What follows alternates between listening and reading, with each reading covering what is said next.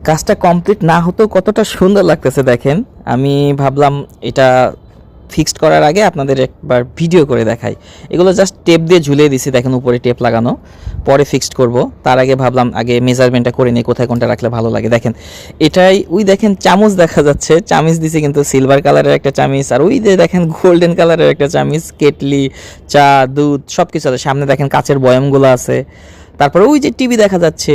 তারপর এইদিকে দেখেন, এইদিকে কিন্তু আমরা ওই পানি, তারপর লবণের মতো প্যাকেট, চায়ের গ্লাস, কিছু খোলা চিপস। টাকাটা একটু বড় হয়ে গেছে, টাকাটা আমি জাস্ট এমনি রাখছি, ওটা পরে সরিয়ে ফেলবো।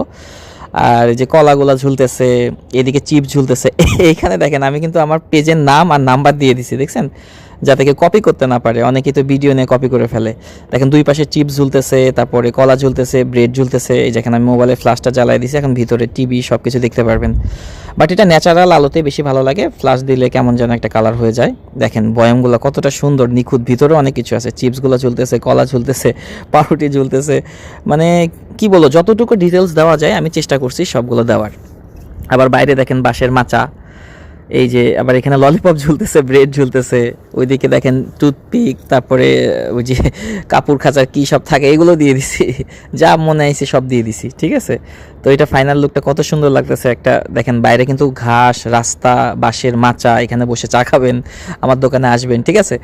তো এখনও কাজ শেষ হয় নাই, অনেকটুকু কাজ বাকি আছে, মাত্র 80%-এর মতো হয়েছে, আরও 20% করব। আর এগুলো তো অবশ্যই ফিক্সড করব, তারপরে দেখবেন ফাইনাল রেজাল্ট কাকে বলে। ইনশাল্লাহ অনেক সুন্দর হবে।